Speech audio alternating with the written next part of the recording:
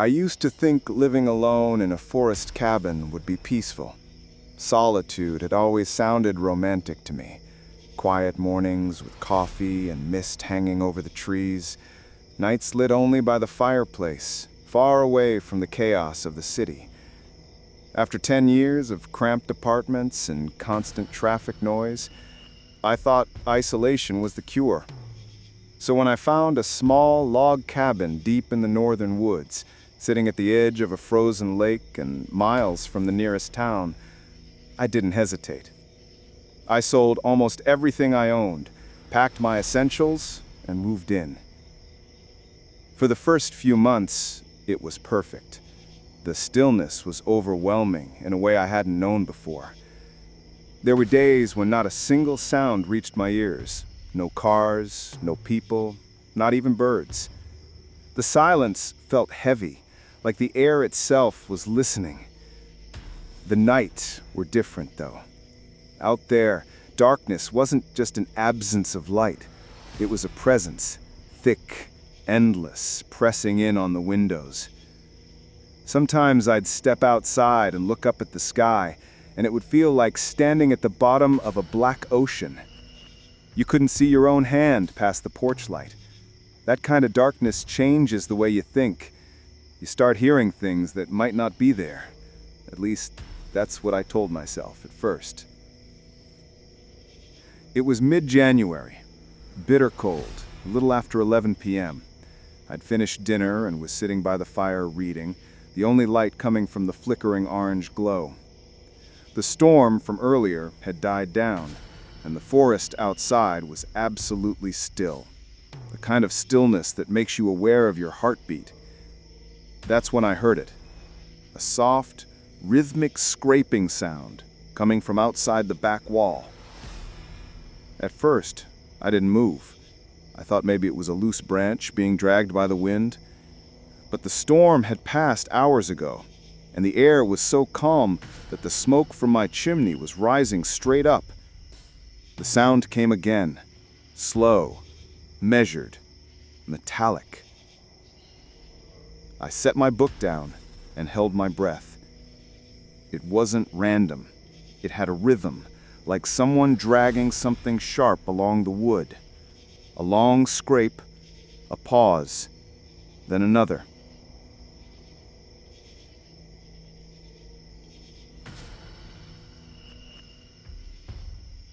I turned off the lights, thinking maybe I'd see better from inside the darkness.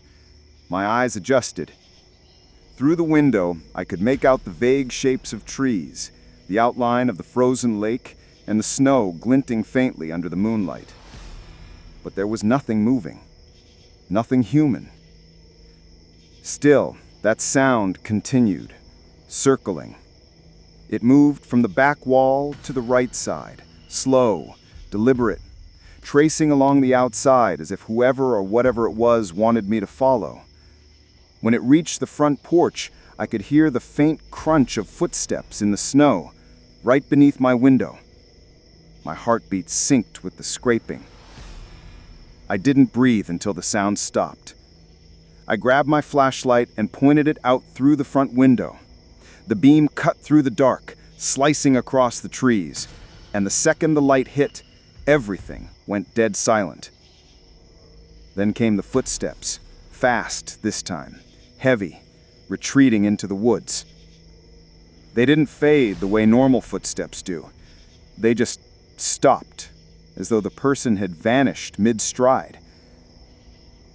I stayed awake until dawn, all the lights in the cabin on, clutching the flashlight even after the batteries began to dim. I kept telling myself it was nothing. A hunter, maybe, a prankster. People messed around out here sometimes, right? But when I stepped outside that morning, my heart dropped. Every wall of the cabin was marked, deep gouges carved into the wood, looping around the entire structure. Not small scratches like a bear or a raccoon might make. These were wide, uneven, as if made by something dragging heavy metal claws. They started right at my bedroom wall and ended at the porch post. I tried running my fingers through the grooves, half expecting to find splinters or signs of a blade, but they were too rough, too torn, almost organic, like the wood had been ripped away rather than cut. When I reported it, the local deputy drove out later that afternoon, a quiet man in his 50s with the kind of expression that said he'd seen too much already. He took one look at the marks and told me it was probably a bear. He said they sometimes rub against cabins to scratch themselves. But that didn't explain the footsteps, or the sound that had circled my walls. He left me with a pat on the shoulder and a warning to keep my garbage sealed. I didn't argue, though I could tell he didn't believe half of what I said. Maybe I didn't either. For 3 nights, nothing happened. I started to relax again, convincing myself that it really was some curious animal. The forest plays tricks on people, especially when they're alone too long. But on the 4th night, everything changed. It was around midnight. I just turned off the lamp and was drifting between sleep and wakefulness when I heard it.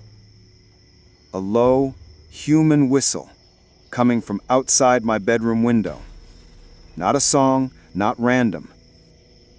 A tune. Short. Mocking. At first I thought I was dreaming. I held my breath and listened. The whistle came again. Same rhythm, same tone.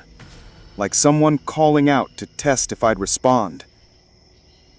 I felt my stomach twist. Slowly, I sat up, turned on the bedside lamp, and stared at the window. The curtains were drawn, but thin light leaked through the edges. I could see a faint shape behind the fabric, a tall, still figure standing directly outside. The beam from my lamp didn't scare it away. It didn't move at all. It just stood there, motionless, like a shadow pretending to be human. Then the sound came again. That horrible scraping. Only this time it wasn't on the walls. It was on the glass. A slow drag, starting from one side of the window and creeping to the other.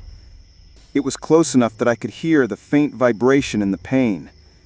I didn't move, didn't even breathe. Then, silence.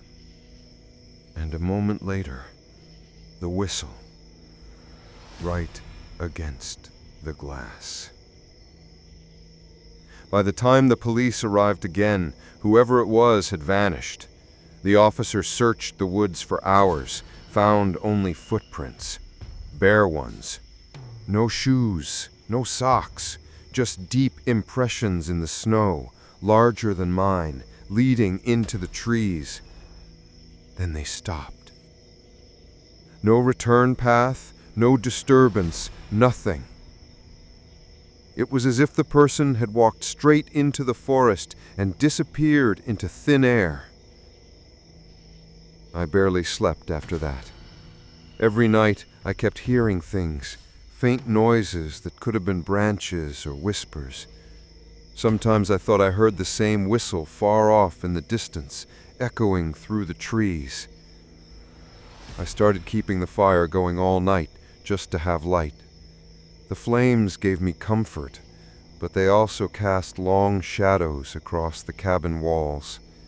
And sometimes I'd catch myself staring at those shadows too long, wondering if one of them might start moving on its own. 2 weeks later, I packed up what I could fit in my truck and left. I didn't care about the furniture, the tools, or the money I'd lose selling the cabin. I just needed to get out. The road back to town was narrow, lined with black trees that seemed to lean closer as I drove. When I finally hit the main highway, I realized I'd been gripping the steering wheel so tight my hands were trembling.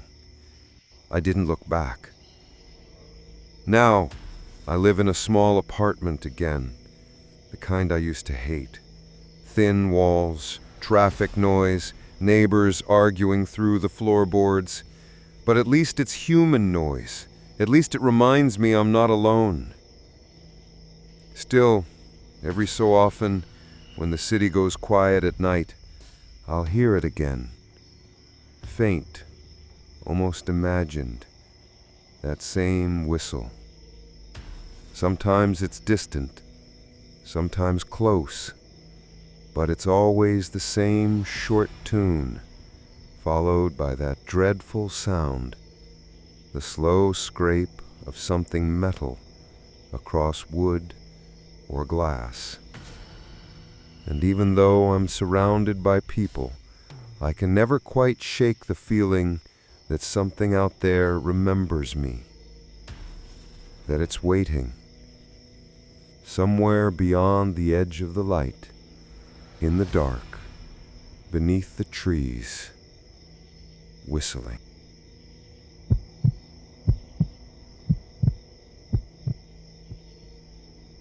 I travel a lot for work, mostly to small, forgotten towns that barely show up on a map. Places with one gas station, a diner that closes by 8, and a motel that's seen better decades. Usually, I don't mind it. The solitude on long drives, the quiet roads, they make me feel detached from everything.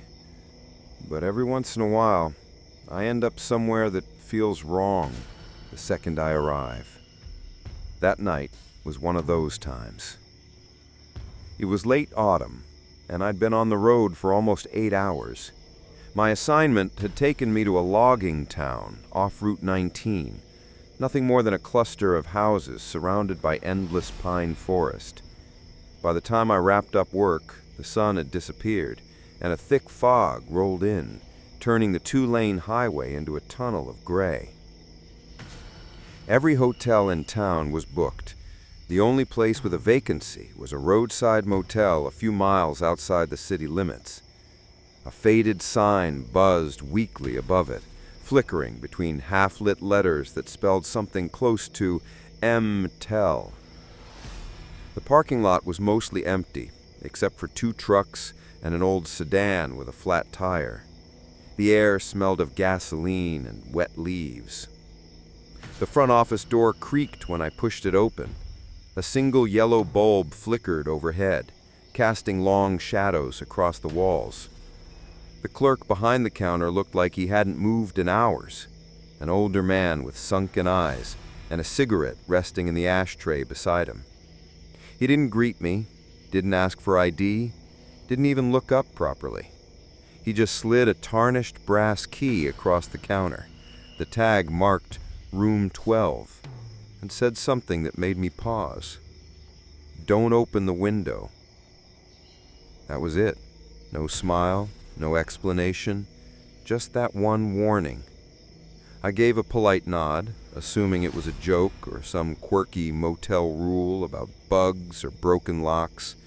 I pocketed the key, thanked him, and made my way down the dim hallway. Room 12 was at the far end, right beneath a flickering fluorescent light that buzzed like an angry insect. The door stuck when I tried to open it, and the smell hit me the second I stepped inside. A mix of damp carpet, mildew, and stale cigarette smoke baked into the walls.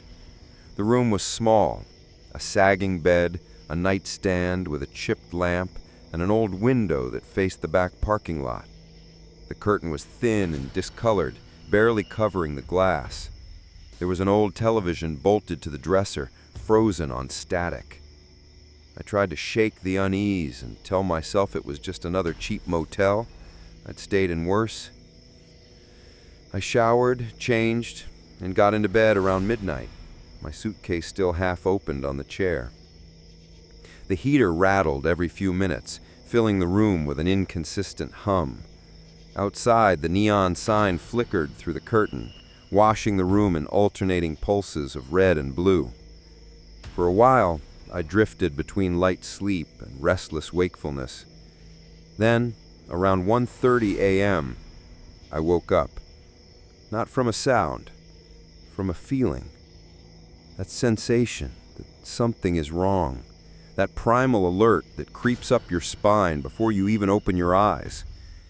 I lay still for a moment, disoriented. The heater had gone quiet.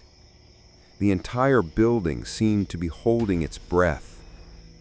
And then I noticed it. The faintest shadow on the curtain. At first, I thought it was a trick of the flickering neon light outside. But the more I looked, the clearer it became. There was a shape standing just beyond the window. A human shape. It wasn't moving, just standing there. The outline was unmistakable. A head, broad shoulders, the faint rise and fall of breathing. I could even see the curve of what might have been a hand.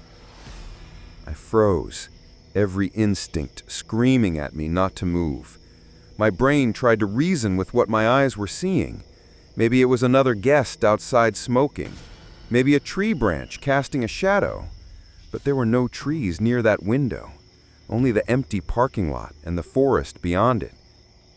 Then the shadow moved closer. The curtain pressed inward, just slightly, as if something leaned against it from the outside. And then I saw the hand. Fingers dragged slowly down the fabric, tracing the curtain from top to bottom, the shape of each digit visible through the thin material. It was deliberate, testing, like someone trying to see how thin the barrier between us really was. My mouth went dry. I couldn't scream, couldn't move. I just reached for my phone on the nightstand, not daring to look away. My thumb fumbled with the camera. I took a picture without thinking, the flash disabled, the sound off, just a blind snap in the dark. Then I turned on the lamp. The shadow vanished instantly. The curtain hung still, untouched. The room was silent except for my own ragged breathing. I forced myself out of bed and went to the window, every nerve in my body screaming to stop. I grabbed the edge of the curtain and pulled it aside in one sharp motion. The parking lot was empty, completely still. But on the glass, smeared across the inside of the window, were 5 long, wet prints. Fingers, human, dragged downward. The window lock was still latched tight. Whatever had touched it had done so from the outside. I didn't sleep the rest of the night. I sat in the chair by the door with the lights on, watching that curtain until the first gray light of morning seeped through it. Every few minutes, I checked my phone, scrolling through that photo I took, convincing myself I just imagined it all. But I hadn't. When I brightened the picture, my stomach turned cold. The photo showed my reflection faintly in the glass, but it wasn't alone. There was another face, pale, sunken eyes, hollow cheeks, pressed right up against the other side of the window, staring straight into the room. It wasn't there when I looked, but it had been there when I took the picture. At sunrise, I packed and went to the office to check out early. The same old man was there, staring at the counter with that cigarette still burning in the ashtray. He didn't look surprised to see me, didn't ask if everything was okay. He just nodded, took the key, and muttered, "Told you not to open it."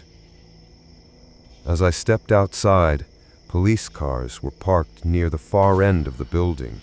Officers were gathered around one of the rooms. Yellow tape flapped weakly in the morning wind. The window next to mine was shattered. The door stood half open, the inside dark. A man who'd checked into that room the night before was missing. No one heard anything. His car, wallet, and clothes were still there, but his bed was stripped bare, the blanket gone. I stood there for a long time, staring at that broken window, realizing how close I had come to sleeping just a few feet away from whatever had taken him. The police questioned me briefly, but I didn't tell them about the picture. I couldn't. I didn't want to sound insane. I drove away without looking back. The image burned into my mind, that pale, expressionless face staring at me through the glass. I deleted the photo weeks later, but sometimes, late at night, I still see it. The faint glow of the curtain, the smear of handprints, the outline of a person who shouldn't have been there. Since then, I've stopped traveling for work. I find excuses, cancellations, anything to stay home. But every now and then, when I stay in a hotel or pass a roadside motel at night, I can't help glancing at the windows. And once, not long ago, on a lonely highway, I passed a small building with a flickering sign, the letters barely visible, but familiar. And for a moment, as the light flashed across the glass, I thought I saw a figure standing behind the curtain, perfectly still, watching the road. I didn't stop to look again. I don't travel anymore.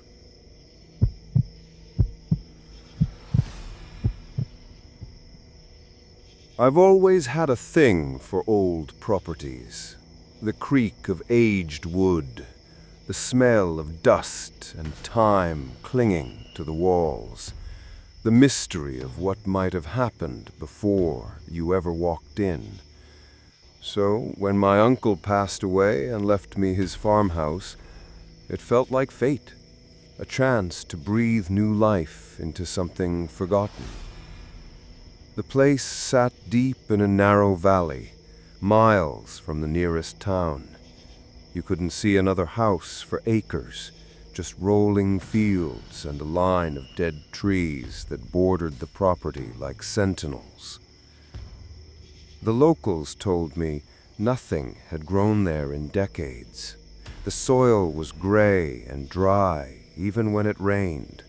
But I didn't care. I wanted a project. When I arrived, the farmhouse looked like it hadn't been touched in years. The paint had peeled to the color of bone, and most of the windows were coated with a film of dust so thick you could draw through it with your finger. The front porch leaned slightly, as though the whole house was tired of standing. Still, I saw potential in it. The first few weeks were a blur of work. Cleaning, replacing rotted boards, clearing out rooms filled with my uncle's old furniture. There was something strangely peaceful about those long days. Just me, the sound of the hammer, and the wind moving through the grass outside. But there was one part of the house I avoided as much as I could. The basement. It wasn't just dark. It felt wrong. Every time I opened the door at the top of the stairs, the air that came out was cold, stale, heavy, like the breath of something long asleep. The first time I went down there, I noticed something strange about the far wall. Unlike the rest of the basement, which was made of old wood and cracked plaster, that back wall was solid stone.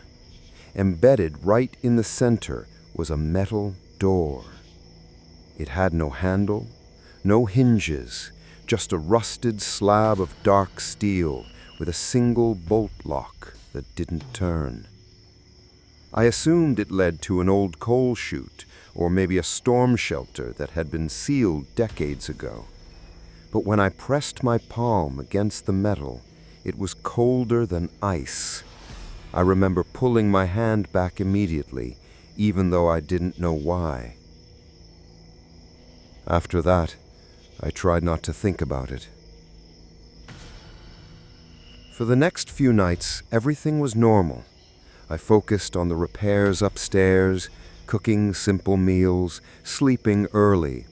I stopped paying attention to how quiet the place got after dark. The valley swallowed sound. No birds, no insects, not even the whisper of wind. It was a silence that seemed to press against the walls, as though waiting for something to fill it. Then, about 3 weeks in, I started hearing it. At first, it was faint, 2 or 3 soft knocks, always from beneath the floorboards, always around the same time, 2 a.m. I told myself it was the pipes, old plumbing shifting in the cold, or maybe small animals moving in the walls. But curiosity got the better of me one night. I took a flashlight and went down into the basement. The knocking stopped the moment my foot touched the last step.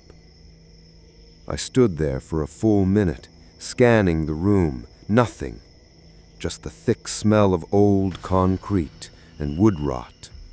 My flashlight beam trembled slightly as I passed it across the walls until it reached the metal door. I don't know why, but I couldn't look away from it. The surface was slick with condensation, as though the rest of the basement were warm compared to whatever was behind that wall. I waited, half expecting to hear another sound, but there was only silence. Finally, I turned and went back upstairs, forcing myself to laugh it off. That worked for about 2 nights. Then the knocking came again, sharper this time, and closer. When I went down, I didn't even make it halfway before the sound changed. It wasn't knocking anymore. It was scratching. Slow, deliberate, metallic scratches that sent shivers through the floorboards. The noise came directly from the metal door. I stopped halfway down, my flashlight quivering in my grip. Each drag sounded like fingernails or something harder, tracing long, uneven lines across the steel. Then the scratching stopped, and I heard it. A whisper. It was faint at first, just a murmur behind the metal, but it grew clearer as I stood there, straining to listen. A voice, a human voice, muffled, low, like someone speaking through a wall of water. I couldn't understand the words. I didn't want to. The second I realized it was talking, I bolted up the stairs, slammed the basement door shut, and locked it. I didn't sleep that night. I didn't even sit down. I just waited for sunrise, sitting at the kitchen table, staring at the door at the end of the hall. The next morning, I called the sheriff. I told him about the strange door, the noises, the voice. He must have thought I was half crazy, but he agreed to come by and take a look. When we went down together, I noticed the air was even heavier than before. The flashlight beam seemed to dull as it hit the far wall, almost like the darkness there absorbed light instead of reflecting it. The sheriff was talking, but then he stopped. His face went pale. There were new marks on the door. Long streaks, thin at first, then wider, as though fingernails had torn and dragged downward from the inside. He crouched to inspect them and ran a gloved hand across the surface. "Probably rust," he said, though his voice sounded unsure. We tried prying the door open with a crowbar, but it didn't move an inch. It didn't even rattle. It was like it had been fused to the stone. Finally, the sheriff told me to seal the basement shut until I could have a structural engineer look at it. Old houses hide strange things. Sometimes they're better left alone. That night, I nailed wooden boards across the basement door and shoved a dresser in front of it. Then I sat awake in bed, counting the hours until 2 a.m. When it came, I knew it. The sound started faintly at first, then grew louder. Bang, bang, bang. Each impact made the floor tremble slightly. The sound wasn't random anymore. It was deliberate, a rhythm. Then came the voice again. But this time, it wasn't a whisper. It was clearer, louder. It was calling my name. I don't remember getting out of bed, only that I was suddenly standing in the hallway, staring toward the basement door. I could feel the cold seeping through the cracks around the frame. The boards I'd nailed there rattled softly with each hit. And then silence. A silence so deep it felt like it had weight. Then a single sharp knock, right beneath where I stood. That broke me. By morning, I had packed my things. I left the tools, the furniture, everything. I drove into town, signed the property over to a local real estate office, and never went back. A few months later, curiosity got the better of me. I called to ask if anyone had bought it. The woman on the phone said the sale went through quickly. A young man had purchased it, planning to turn it into a retreat home. I wished her good luck and hung up. But a few weeks ago, while driving through that valley again, I passed the property. The mailbox was gone, the gate rusted open, the grass had grown waist-high, and the windows were dark. The county had listed it as condemned. The record said, unidentified substructure collapse. But the house was still standing. As I slowed to look, my eyes caught something at the base of the house, the small rectangular basement window I had boarded shut before leaving. The boards were gone. The window was wide open. I didn't stop the car. I didn't even look twice. But I swear, in the reflection of my rear-view mirror, I thought I saw something move inside, something that leaned close to the glass as I drove away. These nights never leave you.